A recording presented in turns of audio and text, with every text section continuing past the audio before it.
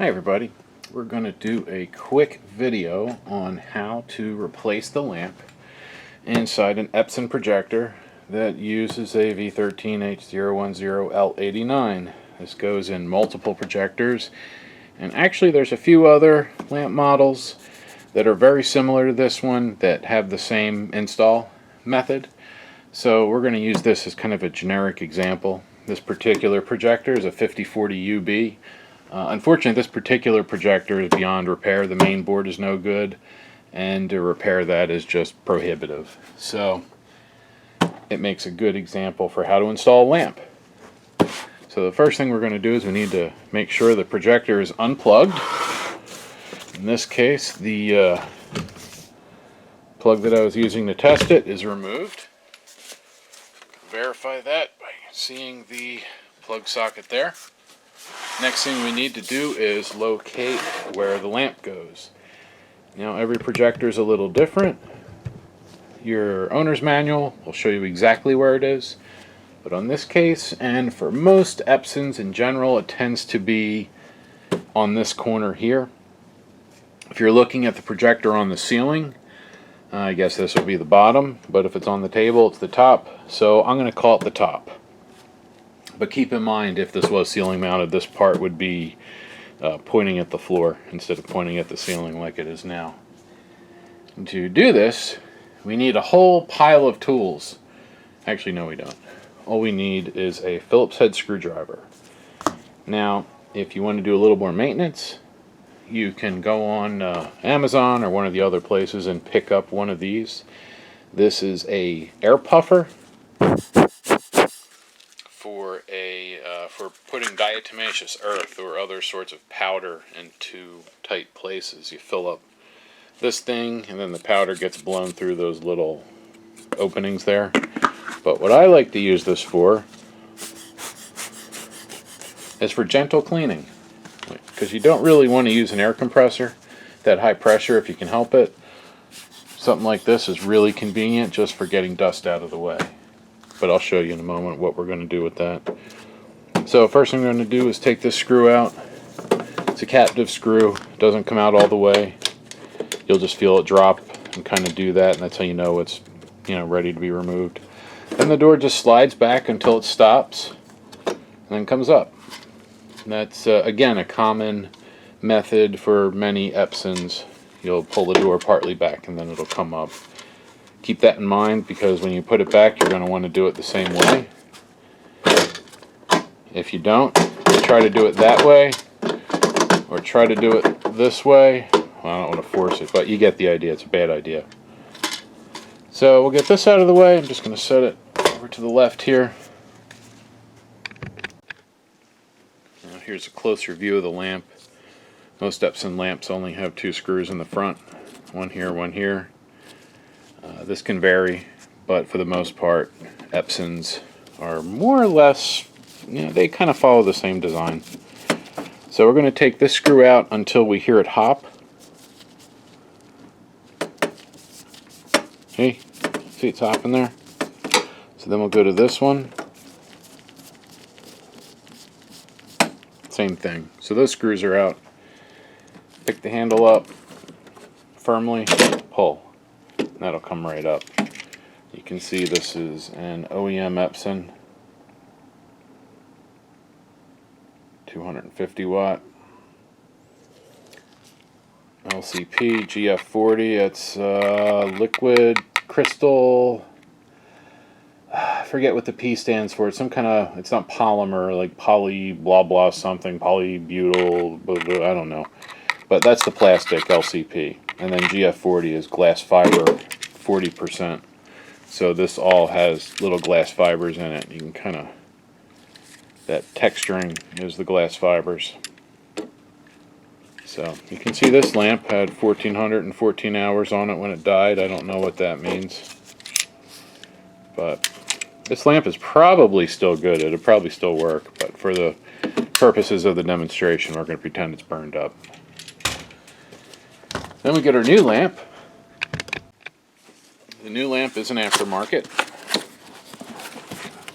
ELPLP89. Normally you wouldn't open the box this way, but for the video it just makes it look better. So the lamp's all wrapped up nicely. It's got the foam box.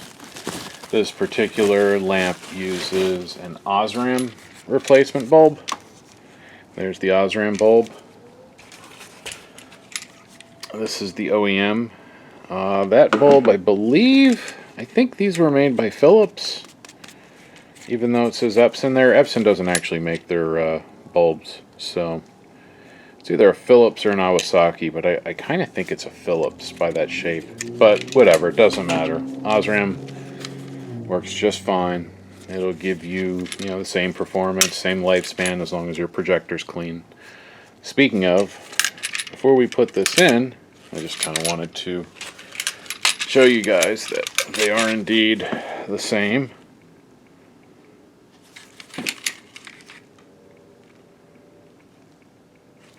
And one thing I will show you, and a lot of aftermarket lamps do this, the connector is really the main difference between a lot of these. The 89 is similar to a few other, actually it's essentially the same, we'll say. It has the same bulb inside and same case, lens, all that stuff. The only difference is in the connectors. What they do at the factory is they use a connector with a little notch in it. See if you guys can see that notch right there. And that corresponds with a notch built into the power connector inside the projector. Well, the aftermarket's just go and remove that little notch, so that way this connector works with multiple projectors. And since the bulb is the same for multiple projectors and the housing is the same for multiple projectors, once you make the connector universal, the lamp will work in multiple projectors.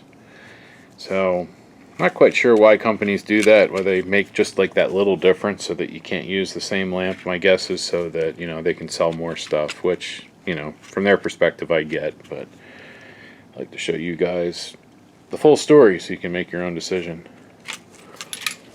So before we install this, I'm going to put this all off to the side.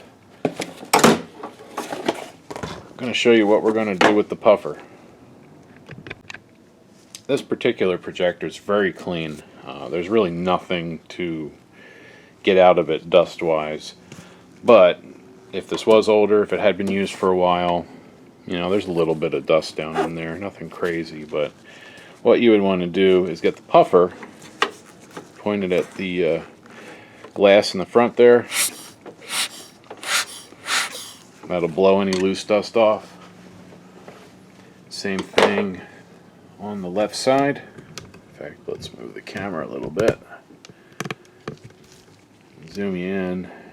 You see right here. Actually, this will help me point better because you'll be able to see it right there.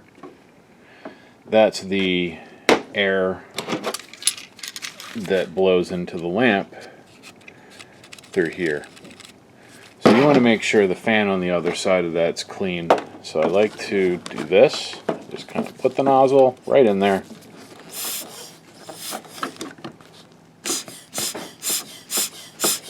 Give it a couple quick blasts, and that'll blow any dust out of the fan. And then if I had a vacuum nearby, I could clean that up.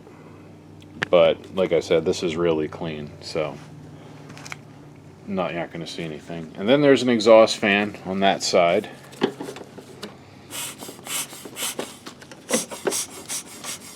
Same thing. Now you could take the tip off if you wanted a little more volume, less pressure.